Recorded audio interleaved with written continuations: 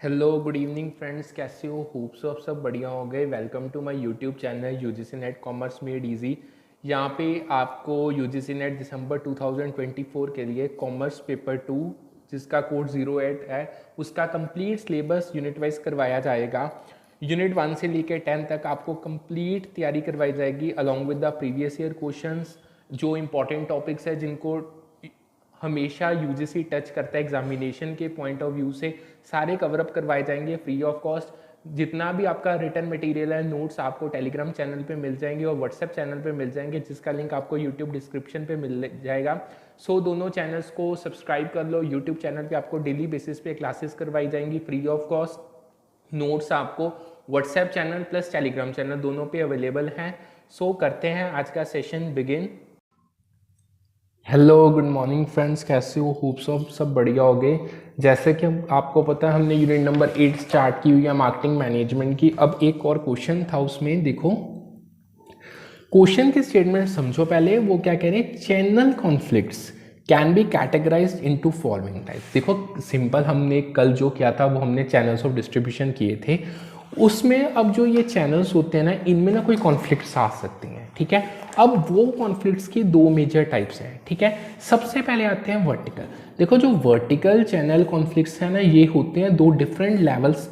एक जब जो आपका एक डिस्ट्रीब्यूशन चैनल है ना, उसके दो डिफरेंट लेवल्स के बीच में ये कॉन्फ्लिक्ट अराइज होगा। मतलब चैनल एक है, उसी सेम चैनल के लेवल्स जो अलग अलग है ना, उनमें ये कॉन्फ्लिक्ट अराइज होगा।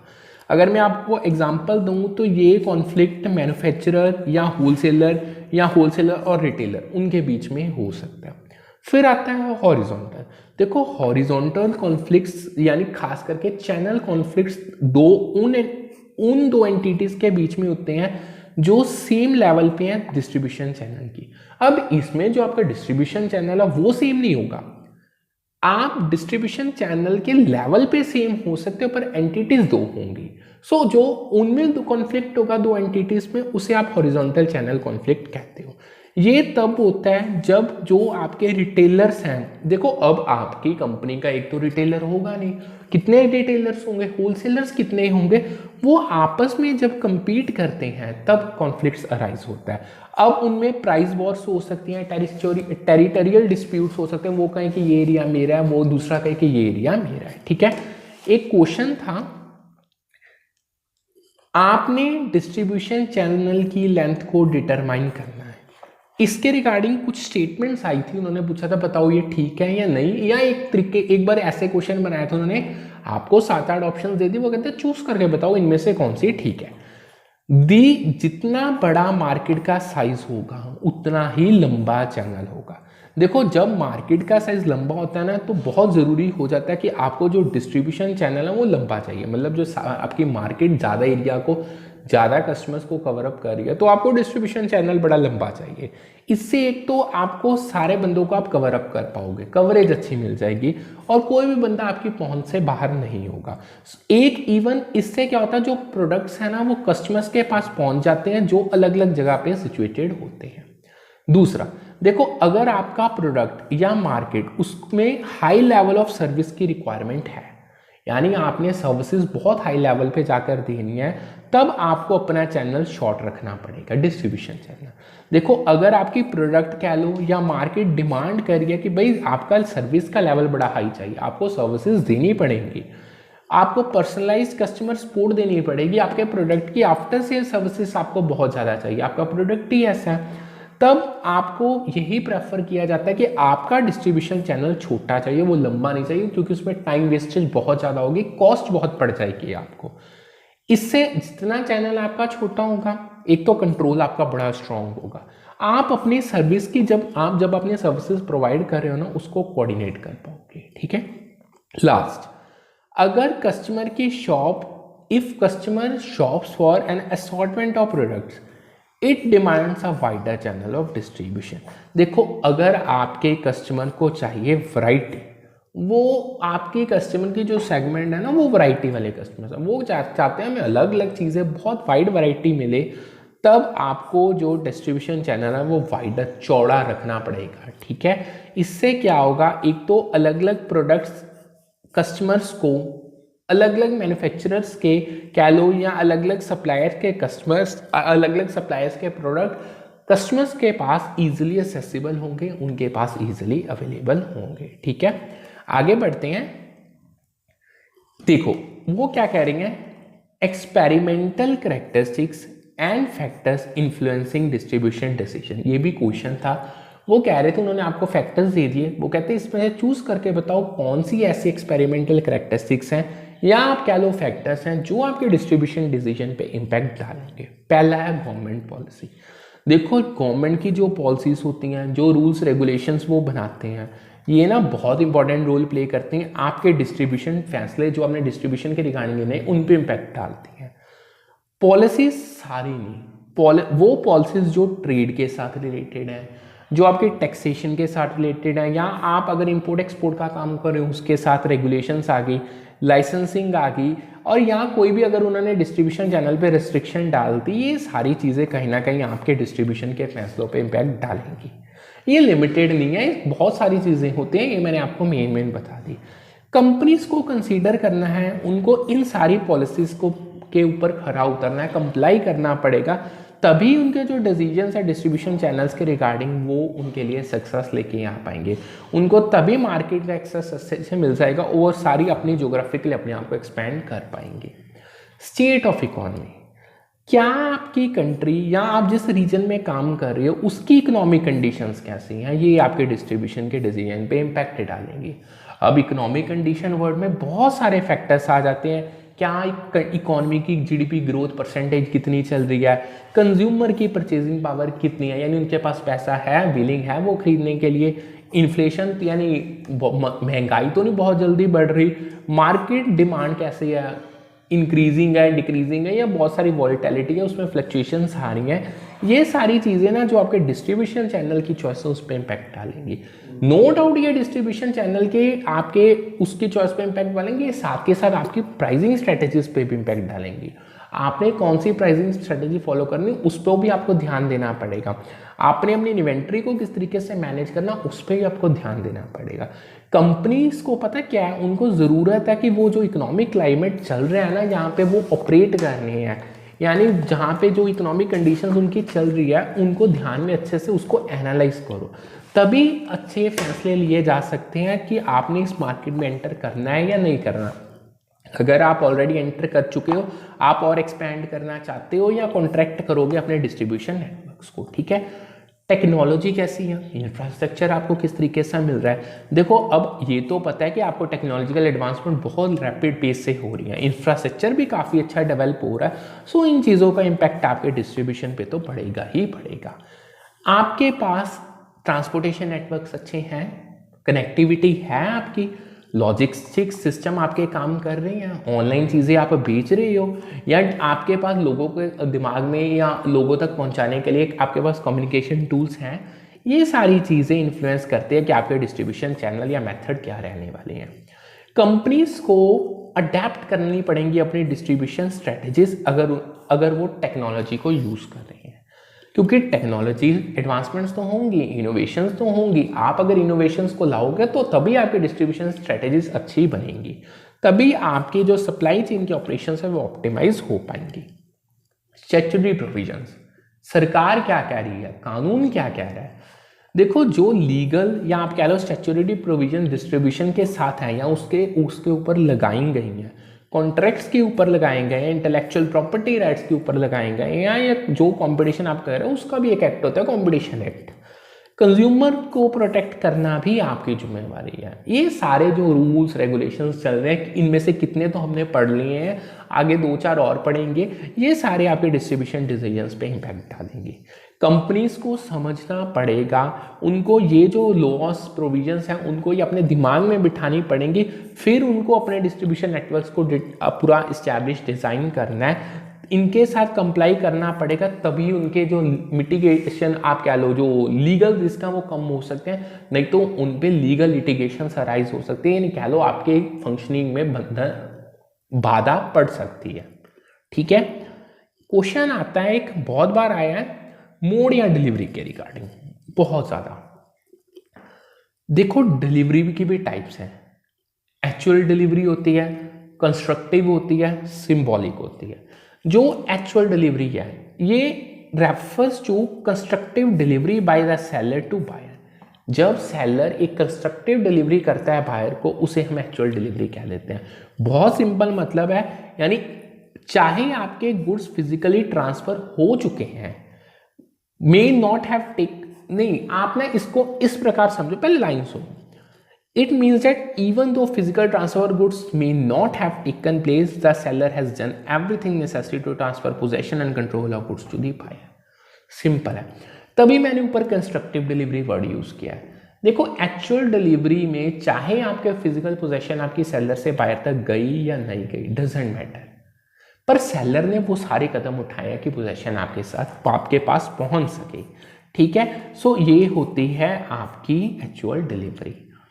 अब जो आपकी फिजिकल हैंडलिंग है, या आप जिसे कह दो पोजेशन है गुड्स की सेलर के द्वारा बायर तक, उसके साथ एक्चुअल डिलीवरी मैच खाती है। ये मैचिंग में भी क्वेश्चन आता है। यानी एक्चुअल डिलीवरी सिंपल ये मतलब है कि आप फिजिकल ट्रांसफर कर रहे हो गुड्स का सेलर टू बायर। ठीक है, कंस्ट्रक्टिव डिलीवरी क्या है? इसमें आप acknowledgement by a third person on behalf of and at the disposal of the buyer. It signifies a symbolic और representative delivery of goods. Constructive delivery में क्या होता है, यानी इसमें ना तीसरे बंदे की एक्नॉलेजमेंट आ जाती है, यानी बायर के बिहाफ में। ये जो कंस्ट्रक्टिव है ये सिंबॉलिक या आप ये कह लो रिप्रेजेंटेटिव है कि डिलीवरी होगी, उसको रिप्रेजेंट करती है। जो एक्नॉलेजमेंट थर्ड पर्सन के द्वारा है, जिसकी पोजेशन में गुड्स हैं, जो होल्ड करेगा उनको बिहाफ पे या कह लो डिस्पोजल ऑफ बायर पे, मतलब बायर के इंस्ट्रक्शंस पे वो उसके जो बायर करेगा उसके बिहाफ पे वो काम करेगा। ठीक है, ये होती है कंस्ट्रक्टिव डिलीवरी। यानी ये तब ही होगी जब तीसरा बंदा जिसके पास गुड्स हैं वो एक्नॉलेज करेगा कि वो उसके पास गुड्स हैं, बट वो गुड्स उसके बायर के बिहाफ पे उसने रखे हुए हैं। Symbolic delivery, this refers to seller handing over the buyer the key of the godown where the goods are stored. It is a gesture to symbolize the transfer of possession and control of the goods. बड़ा simple है।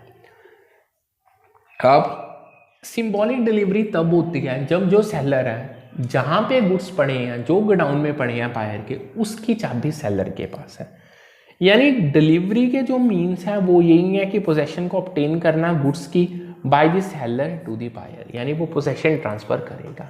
Simple way में अगर समझें तो जो symbolic delivery है, इसमें delivery की जाती है डॉक्यूमेंट्स की या सिंबल्स की जो गुड्स को रिप्रेजेंट करते हैं, और एक ऐसा मींस प्रोवाइड कर दिया जाता है कि गुड्स बायर, मतलब बायर है जो गुड्स की पोजेशन ले पाएगा। ठीक है, सो ये ध्यान से करना, बहुत बार क्वेश्चन आया है। डिलीवरी तो मैंने वैसे आगे ना एक मैंने यहाँ पे भी डाला, डिलीवरी तो आपको मैंने वैसे बता दी है। ये वो इसमें ना वॉलंटरली ट्रांसफर होती है गुड्स की पोजेशन सेलर से बायर, ये तो आपको पता है। मतलब ये क्या, आप फिजिकली ट्रांसफर कर रहे हो या एक्चुअल में आपने गुड्स अपने बायर को थमा दिए। ठीक है, सो जो वॉलंटरी ट्रांसफर कह लो या पोजेशन है गुड्स की जो सेलर से बायर से जाती है, उससे आप डिलीवरी कह सकते हो। यानी ये ध्यान से रखना, ये क्वेश्चन है बड़ा सिंपल बट इसको पूछा बहुत बार गया है। इंटेंसिव डिस्ट्रीब्यूशन क्या होती है? इंटेंसिव डिस्ट्रीब्यूशन में क्वेश्चन पूछा गया था, following are true when organisation uses intensive distribution of इस प्रोडक्ट। देखो जब आप इंटेंसिवली डिस्ट्रीब्यूट करोगे प्रोडक्ट, ये ना क्वेश्चन में उन्होंने ना आपको 5 चॉइसेस दी थी, वो कहते थे इनमें से चूज करके बताओ कि जब अगर ऑर्गेनाइजेशन इंटेंसिव डिस्ट्रीब्यूशन कर रही है तो उनमें से क्या करेक्ट होगा। देखो एक तो आपकी जो मार्केट कवरेज है बहुत लंबी चौड़ी होगी, वाइड स्प्रेड होगी, एडवर्टाइजिंग आप बड़े अच्छे लेवल पे करोगे। ठीक है, नेक्स्ट आता है टॉपिक चैनल मैनेजमेंट का। ये भी बहुत इंपॉर्टेंट टॉपिक है, इसमें से बहुत सारे क्वेश्चंस आते हैं। देखो चैनल मैनेजमेंट, वैसे तो देखो जहाँ पे वर्ड मैनेजमेंट लग जाना, यानी आप वहाँ पे आपने चीज़ों को मैनेज करना है। अब चैनल मैनेजमेंट में वो सारी एक्टिविटीज़ कह लो या वो सारी चीज़ें स्ट्रेटजीज कह लो जिनको लगाया जाता है, जिसके द्वारा कंपनी अपने डिस्ट्रीब्यूशन चैनल्स को बहुत अच्छे से मैनेज करती है। वो प्लानिंग करते हैं, फिर प्लानिंग को इम्प्लीमेंट करते हैं, फिर कंट्रोल करते हैं एक्टिविटीज़ जितनी भी रिलेटेड हैं जो आपके चैनल पार्टनर्स के साथ एसोसिएटेड है। यानी उनको सेलेक्ट चैनल पार्टनर्स कौन से चुनने हैं आपने, कैसे उनको मोटिवेट करना है और उनको एट द एंड इवेल्युएट कैसे करना है। देखो जितनी इफेक्टिव चैनल मैनेजमेंट करोगे उतनी ही अच्छे से आपके प्रोडक्ट आपके सही जगह पे सही बंदे के पास सही टाइम पे पहुंच जाएंगे, सही क्वांटिटी में। अगर मैं आपको कुछ मेन चीज़ें बताऊं चैनल मैनेजमेंट की, तो उसमें सबसे पहले आता है चैनल का डिज़ाइन। देखो आपको बहुत अच्छे से बहुत अप्रोप्रिएट चैनल का स्ट्रक्चर बनाना पड़ेगा। चैनल का स्ट्रक्चर बिल्कुल परफेक्ट चाहिए।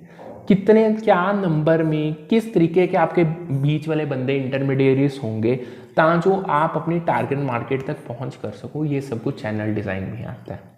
चैनल को सिलेक्ट कैसे करोगे? आपके जो चैनल के पार्टनर्स हैं उनको आप उनकी काबिलियत के बेसिस पे देखो, आप उनको अफोर्ड कर पा रहे हो, आपके पास उतना पैसा है, रिसोर्सेज देखो, कितनी मार्केट कवरेज चाहिए। कई चैनल पार्टनर्स आपको हेल्प भी नहीं कर पाएंगे ज़्यादा मार्केट को कवर करने में, ये चीज़ों का ध्यान दो।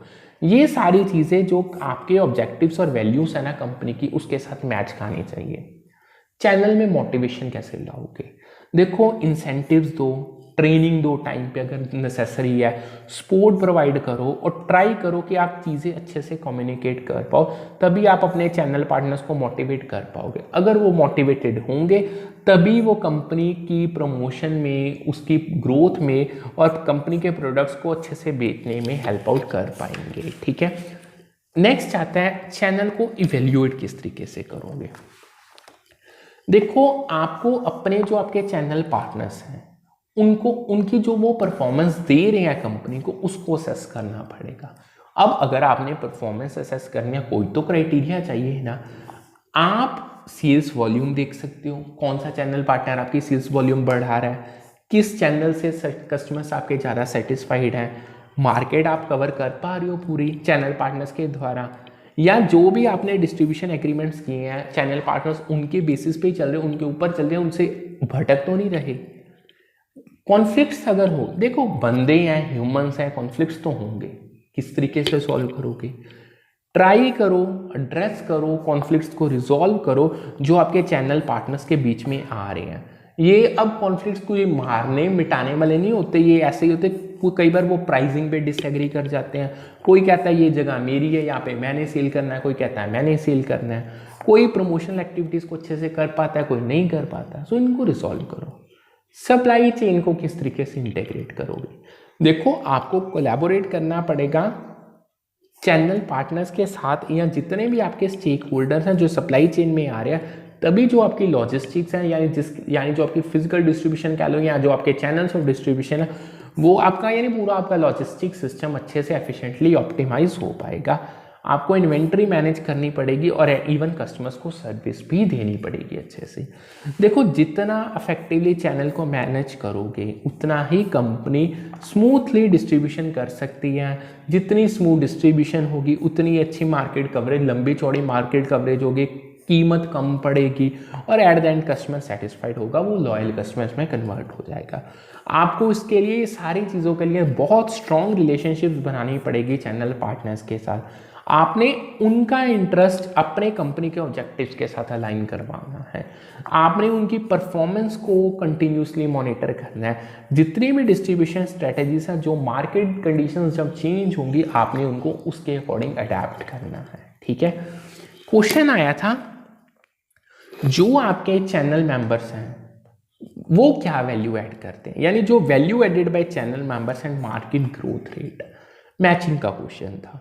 देखो value added by channel members, अगर मेंबर्स ने वैल्यू कम ऐड की है और मार्केट ग्रोथ रेट भी कम है, ये कॉम्बिनेशन है जो डिक्लाइन स्टेज को दर्शाता है। यानी यहाँ पे जो चैनल मेंबर्स हैं जो वो वैल्यू ऐड कर रहे हैं वो बहुत लो कर रहे हैं, यानी ये एक इंडिकेट कर रहा है कि आपकी मार्केट डूब रही है और जो मार्केट ग्रोथ रेट है वो भी बहुत कम है। दूसरा, अब चैनल मेंबर्स ने वैल्यू हाई ऐड की बट मार्केट का ग्रोथ रेट कम है। ये जो कॉम्बिनेशन है ये इंट्रोडक्टरी स्टेज का है, यानी यहाँ पे वैल्यू तो चैनल मेंबर्स ऐड कर रहे हैं, बड़े हाई लेवल पे, अच्छे लेवल पे ऐड कर रहे हैं, बट ये चीज़, ये जो आपको सिग्निफिकेंट मार्केटिंग एफर्ट्स की रिक्वायरमेंट है वो आपको करने पड़ेंगे, तभी आप अपने प्रोडक्ट को मार्केट में इस्टेब्लिश कर पाओगे, क्योंकि मार्केट का ग्रोथ रेट बहुत ज़्यादा कम है। तीसरा, मेंबर्स जो चैनल मेंबर्स हो वो वैल्यू कम ऐड कर रहे हैं पर मार्केट का ग्रोथ रेट हाई है। अब ये आती है मैच्योरिटी स्टेज में पोजीशन। यहाँ पे वैल्यू एड जो चैनल मेंबर्स कर रहे हैं वो तो कम है, बट अगर मैं मार्केट की बात करूँ तो मार्केट सैचुरेटेड है, यहाँ पे मार्केट ग्रोथ रेट बड़ा हाई है, सो मार्केट वेल इस्टेब्लिश्ड है। आपको मार्केटिंग एफर्ट्स सेपरेट करने की ज़रूरत नहीं है। अब लास्ट में वैल्यू चैनल मेंबर्स बड़ी ज़्यादा ऐड कर रही हैं और मार्केट का ग्रोथ रेट भी बहुत हाई है, ये होती है ग्रोथ स्टेज।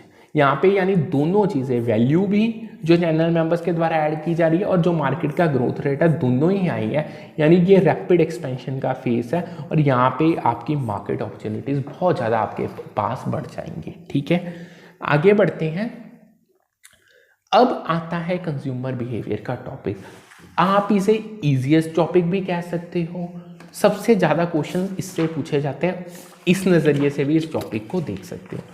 कंज्यूमर बिहेवियर क्या है? देखो, कंज्यूमर बिहेवियर का मतलब है यानी जब आप इंडिविजुअल्स को या ग्रुप्स को स्टडी करते हो, उनको अच्छे से देखते हो, ऑब्जर्व करते हो, वो अपने फैसले परचेज को लेके किस तरीके से ले रहे हैं, वो प्रोडक्ट्स को किस तरीके से यूज़ कर रहे हैं, उनको डिस्पोज किस तरीके से कर रहे हैं, सर्विसेज कैसे ले रहे हैं, क्या आइडियाज़ और एक्सपीरियंसेस वो फेस करते हैं, that is called consumer behaviour. यानी आपको कंज्यूमर बिहेवियर में समझना पड़ेगा कि जो आपके साइकोलॉजिकल, सोशल या कल्चरल फैक्टर्स वो किस तरीके की कंज्यूमर की डिसीजन मेकिंग प्रोसेसेस पे इम्पैक्ट डाल रही हैं। ठीक है, क्वेश्चन था consumer behaviour consist of various activities related to consumption of goods and services.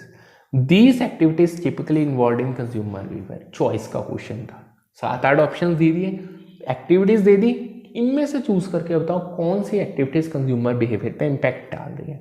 पहली है ऑब्टेनिंग, यानी ये वो प्रोसेस है जिससे आप गुड्स को या सर्विसेज को एक्वायर करते हो परचेज के द्वारा, एक्सचेंज के द्वारा या इसके अलावा कोई भी मीन्स हो सकता है, दैट इज कॉल्ड ऑब्टेन। आपने ले ली चीज। कंज्यूमिंग यानी जब आपने जो प्रोडक्ट एक्वायर किया, ऑब्टेन किया, अब आप उसको कंज्यूम कर रहे हो, दैट इज कंज्यूमिंग। जो आपने प्रोडक्ट कंज्यूम कर लिया, अब आप उससे अपना पीछा छुड़ाना चाहते हो, आप उससे दूर हटना चाहते हो, दैट इज कॉल्ड डिस्पोजिशन। इसमें आप या तो प्रोडक्ट को सेल कर दोगे अगेन, या डोनेट कर दोगे, या उसको रिसाइकल में भेज दोगे। ठीक है, सिंपल था। कंज्यूमर बाइंग प्रोसेस, ये तो बहुत ईजी है, ये तो आपने सभी बच्चों ने बहुत बार किया हुआ है। देखो, जो कंज्यूमर बाइंग प्रोसेस है, अलग अलग स्टेजेस आती हैं, जो बायर को एक मतलब जो कंज्यूमर है उसको जिसके ये स्टेजेस के थ्रू गुजरना पड़ता है जब उसने कोई चीज़ परचेज करनी है। ठीक है, सो अगर मैं इसको आपको कॉमन स्टेजेस बताऊं, वैसे तो ये ना भी करवाऊँ तो कोई फ़र्क नहीं पड़ता, बहुत ईजी है, चलो फिर भी एक बार कर लेते हैं। प्रॉब्लम को रिकॉग्निशन, पहला स्टेप। देखो, कंज्यूमर को सबसे पहले तो ये रिकॉग्नाइज करना पड़ेगा या तो वो कोई प्रॉब्लम फेस कर रहा है या उसकी कोई ज़रूरत अराइज हो रही है जिसके रिगार्डिंग उसे सॉल्यूशन चाहिए। अब जो ये ज़रूरत उसकी अराइज हो रही है ना, ये इंटरनल स्टिमुली के कारण होगी। हंगर हो सकता है, थर्स्ट हो सकता है, या एक्सटर्नल स्टिमुली कह लो, एडवर्टाइजिंग कह लो, या वर्ड ऑफ माउथ, कोई भी हो सकता है। ये तो मैंने दो ही ऑप्शंस लिखे, इसमें मल्टीपल आ जाती हैं। जब उसको पता चल जाएगा कि भाई उसको प्रॉब्लम अराइज हो गया या कोई नीड अराइज हो गया, फिर वो उसके रिगार्डिंग इन्फॉर्मेशन निकालेगा। यानी कंज्यूमर पूरी इन्फॉर्मेशन इकट्ठी करेगा, जितने भी उसके पास ऑप्शंस अवेलेबल हैं जो उसकी नीड को पूरा कर सकते हैं उसके रिगार्डिंग। इसमें इंटरनल सर्च किया जाएगा, यानी वो अपने पर्सनल नॉलेज का यूज़ करेगा, एक्सपीरियंसेस का यूज़ करेगा। एक्सटर्नल सर्च किया जा सकता है, यानी वो अपने फ्रेंड्स, फैमिली, इंटरनेट या रिव्यूज़ वगैरह से भी इन्फॉर्मेशन गैदर करेगा। फिर जो अल्टरनेटिव्स अवेलेबल हैं उनको इवैल्यूएट किया जाएगा, यानी कंज्यूमर इवैल्यूएट करेगा जितने भी उसके पास ऑप्शंस अवेलेबल है जो उसने इन्फॉर्मेशन स्टेज में आइडेंटिफाई की, उन सबको अलग अलग फैक्टर्स का ध्यान रखा जाएगा कि प्रोडक्ट के हर प्रोडक्ट के क्या फीचर है, किस प्राइस पे वो मिल रहा है, क्वालिटी उसकी कैसी है, ब्रांड का उसका रेपुटेशन कैसा है, या पर्सनल प्रेफरेंसेस, उसको वो चीज़ पसंद आई या नहीं आई, ये सारी उसको बेस्ट चीज़ को डिटरमाइन करने में हेल्प करेंगी। फिर परचेज डिसीजन लिया जाएगा, यानी कंज्यूमर अब डिसीजन लेगा कि भाई उसने ये पर्टिकुलर प्रोडक्ट को या सर्विस को परचेज करना है, खरीदना है। इसमें वो एक स्पेसिफिक ब्रांड सेलेक्ट कर लेगा, फिर वो अपनी परचेज क्वांटिटी देखा, उसने चीज़ें कितनी क्वांटिटी में खरीदनी है, फिर वो डिसाइड करेगा किस जगह पे किस टाइम पे वो परचेज करेगा। फिर होगी पोस्ट, अब चीज़ें तो उसने खरीद ली हैं, अब पोस्ट परचेज इवैल्यूएशन। देखो, जब एक बार परचेज होगी फिर कंज्यूमर इवेल्युएट करेगा कि भाई वो उस परचेज से जो उसने प्रोडक्ट और सर्विस खरीदा सेटिस्फाइड है या नहीं, उसने उसकी जो चीज़ जिस चीज़ को पूरा करने के लिए वो प्रोडक्ट खरीदा था, क्या वो प्रोडक्ट उस चीज़ को पूरा कर पाया। अगर तो प्रोडक्ट उसकी भाई जो भी ज़रूरतें एक्सपेक्टेशन उनको पूरा करता है तो वो ये बाइंग डिसीजन बार बार लेगा।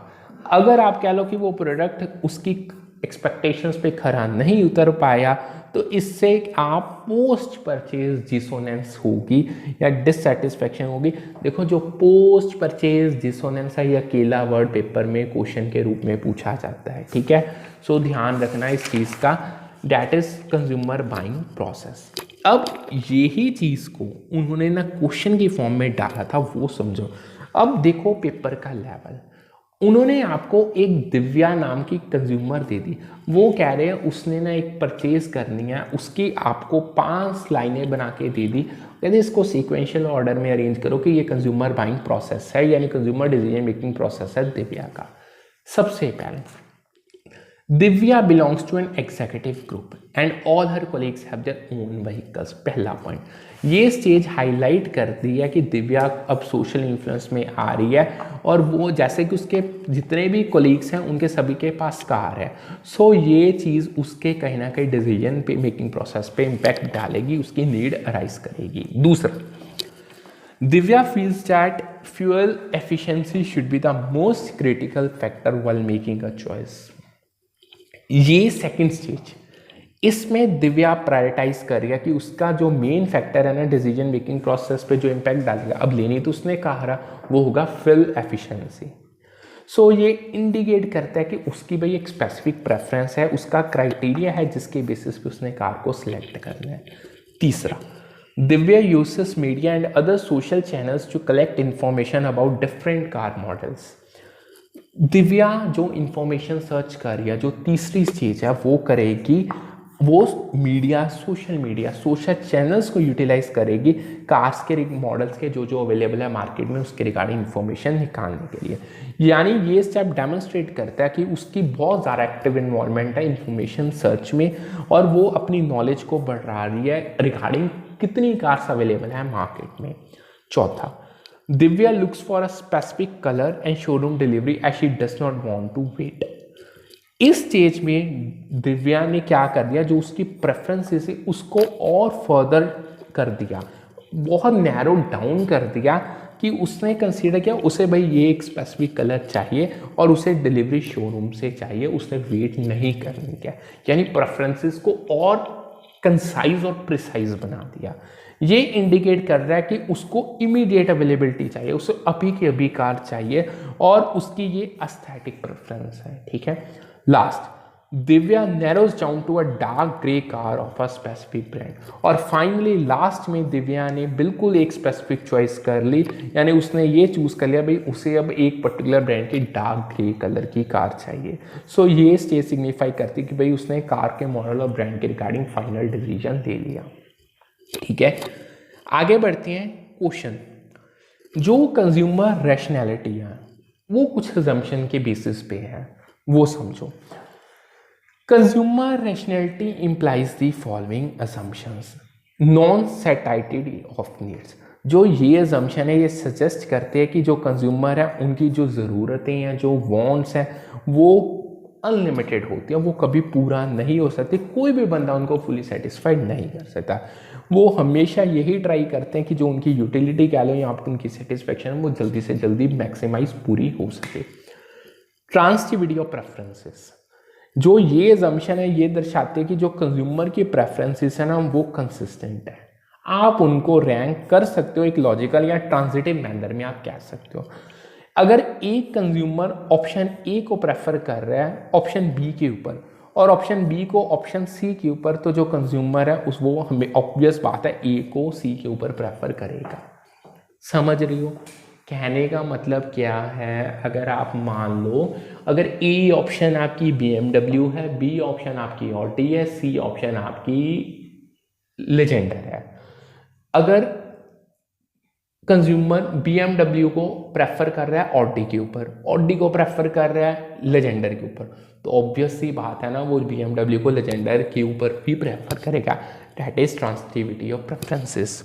सेल्फिश इकोनॉमिक मोटिव, जो ये एजम्पशन है सिंपल ये कहते हैं कि जो कंज्यूमर है वो हमेशा अपने सेल्फ इंटरेस्ट में काम करे, उसको अपने से मतलब है दुनिया से नहीं, ताकि उसको मैक्सिमाइज हो सके उसकी अपनी यूटिलिटी और वेलबींग। ठीक है, कंज्यूमर रैशनैलिटी का मैंने क्वेश्चन तो करवा दिया, अब कंज्यूमर रैशनैलिटी का एक बार मतलब भी करवा देता हूँ। वैसे तो आपको पता है, देखो जो कंज्यूमर रैशनैलिटी है बिजनेस इकोनॉमिक्स में आता है, इसका मतलब या इसकी अजम्पशन यही है कि कंज्यूमर हमेशा रेशनल चॉइसेस करेगा, यानी ये अपनी जो ये इसकी रेशनल चॉइसेस होंगी ना, ये उसकी प्रेफरेंसेस पे और जितनी इंफॉर्मेशन उसके पास अवेलेबल है उसके बेसिस पे होंगी, यानी वो कलेक्टिव मैनिफेस्टेशन करेगा जितनी भी उसकी अजम्पशंस हैं उसकी।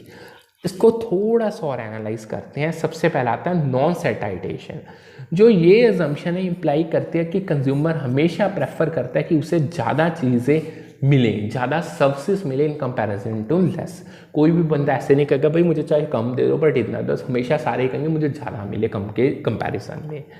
जो ये करैक्टरिस्टिक है ये रेशनल बिहेवियर को दर्शाती है और इसे कंज्यूमर रेशनैलिटी की अजम्पशन में कंसीडर किया गया है। Next, clarity of preferences.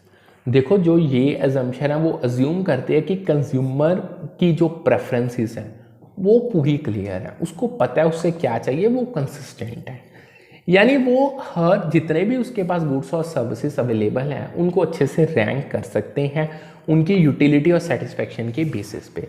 सो ये भी एक अच्छी करैक्टरिस्टिक है रेशनल बिहेवियर की। तीसरा, इकोनॉमिक सेल्फिश मोटिव। देखो ऑल्दो ये रिपीट हो रही है, मैं आपको ऑलरेडी करा चुका हूँ, बट कंज्यूमर रैशनैलिटी के डेफिनेशन इन अजम्पशंस के बिना बेसलेस है। देखो जो इकोनॉमिक सेल्फिश मोटिव की अजम्पशन है वो ये कहते हैं कि कंज्यूमर्स हमेशा अपने इंटरेस्ट में एक्ट करेगा, वो हमेशा यही ट्राई करेगा कि उसकी यूटिलिटी या उसकी सेटिस्फेक्शन सबसे ज़्यादा हो, यानी ये की एस्पेक्ट है रेशनल बिहेवियर में और इसे एज अजम्पशन कंज्यूमर रैशनैलिटी में इंक्लूड किया गया है। Possession of information. देखो जो ये अजम्पशन है जो अज्यूम करते हैं कि जो कंज्यूमर है ना जितनी उनको ज़रूरत है इंफॉर्मेशन की गुड्स और सर्विसेज के रिगार्डिंग वो उनके पास है, ये इंफॉर्मेशन प्राइजेस, क्वालिटी और जितने भी अल्टरनेटिव्स अवेलेबल है ऐसे ऐसे कितने भी फैक्टर्स सभी के रिगार्डिंग उसके पास अवेलेबल है। सो इंफॉर्मेशन का होना बहुत क्रूशियल है अगर आपने रेशनल चॉइस करनी है। सो इसे भी as assumption consumer rationality include किया गया है। ठीक है, क्वेश्चन था सेम है रेपिटेटिव, बस उसकी फॉर्म चेंज कर दी। The qualified characteristics of determining constituting consumer rationality include. अब जो क्वालिफाइड कैरेक्टरिस्टिक्स है यानी जो कंज्यूमर रैशनैलिटी को पूरा दर्शाती हैं, उन्होंने आपको 5-7 चॉइसेस दे दी, चूज करके बताओ। सेम, सबसे पहला इकोनॉमिक सेल्फिश मोटिव, ठीक है, अपने सेल्फ इंटरेस्ट में काम करेगा, प्रेफरेंसेस की क्लैरिटी होगी, उनको अच्छे से चीज़ें उनकी प्रेफरेंसेस कंसिस्टेंट होगी, सब कुछ उनको पता होगा, उनको रैंक कर सकते हैं, इंफॉर्मेशन की पोजेशन होगी, यानी जो रेशनल कंज्यूमर है उसके पास प्रोडक्ट और सर्विस के रिगार्डिंग पूरी इंफॉर्मेशन होगी। नॉन सेटाइशन ऑफ नीड्स, ऑब्वियस बात है, रेशनल कंज्यूमर्स हमेशा यही चाहेगा मुझे ज़्यादा मिले, कोई भी नहीं चाहता मुझे कम मिले। ठीक है, सो ये था एक। और अगेन सेम क्वेश्चन तीसरी फॉर्म में, characteristics constituting core of consumeration, same choose करके बताओ।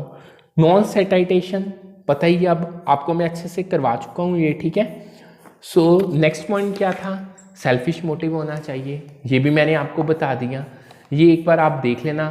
क्लैरिटी ऑफ प्रेफरेंसेस, चीज़ें क्लियर होनी चाहिए, ठीक है, तभी आप रेशनल चॉइसेस करोगे। इंफॉर्मेशन की पोजेशन होनी चाहिए, यानी एक क्वेश्चन को 3 फॉर्म में पूछा गया, आंसर इसका सेम है और क्वेश्चन को 3 तरीके से पूछा जा सकता है।